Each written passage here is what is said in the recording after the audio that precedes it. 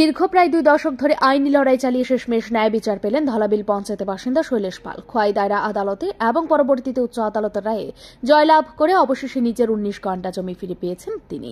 ঘটনার সূত্রপাত 1993 সালে, যখন শৈলেশ পাল একই এলাকার সুকুময় পালের কাছ থেকে 19 ঘণ্টা জমি ক্রয় করেন। কিন্তু কিছুদিন পর দেখা যায় স্থানীয় বাসিন্দা রাধা গোবিন্দ পালের ছেলেরা, বিশেষত রঞ্জিত পাল উর্ফে মরণ পাল, উক্ত জমিটি বেআইনিভাবে দখল করে নেন। দীর্ঘদিন ধরে আলোচনা ও গ্রাম্য সালিশি সভার পরেও জমি দখল মুক্ত করা সম্ভব হয়নি।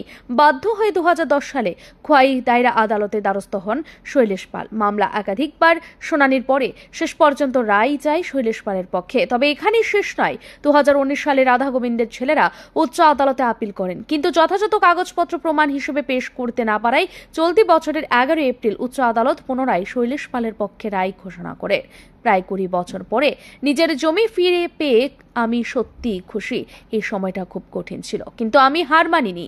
আদালতের প্রতি কৃতজ্ঞ, বলেন জমির প্রকৃত মালিক শৈলেশ পাল। আচ্ছা, কি হয়েছে? আপনি কি রায় পাইছেন? আমি 2016 আমি ওই জায়গাটা 93 কিনছিলাম। 41-এর মাঝে 38 আমার কাছে বিক্রি করা। কে বিক্রি করছিল আপনারা? সুকুময় পাল। আচ্ছা, তো এখন কি হয়েছে আপনার এই জায়গা নিয়ে? এই জায়গা নিয়ে রাধা গোবিন্দ পালের ছেলেরা আমার সাথে ঝগড়া করতে গিয়ে রাধা গোবিন্দ পালের ছেলে কোন ছেলে? ছেলের নাম কি? রঞ্জিত পাল, সঞ্জিত পাল, সমজিৎ পাল, 3 জন। আচ্ছা, এই 3 জনে ঝামেলা করিয়া আমার সাথে কেস মামলা চলছে। আচ্ছা, 2016 থেকে হইল কেস। 2016 থেকে 19-এ আমি রায় পাইছি।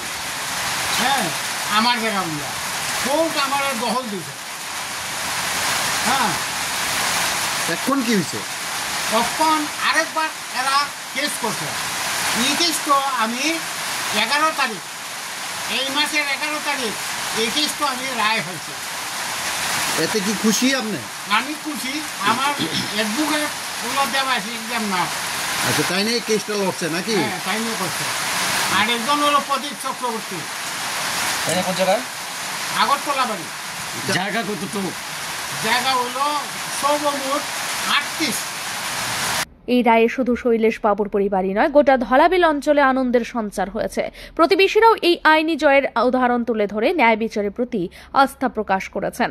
এখন এলাকাবাসীর প্রত্যাশা, ভবিষ্যতে এই ধরনের জবরদখলের ঘটনা রোধে প্রশাসন আরও সক্রিয় ভূমিকা নেবে এবং সাধারণ মানুষ তাদের ন্যায্য অধিকার ফিরে পাবে দ্রুততম সময়ে। ব্যুরো রিপোর্ট, ঋদ্ধি নেটওয়ার্ক।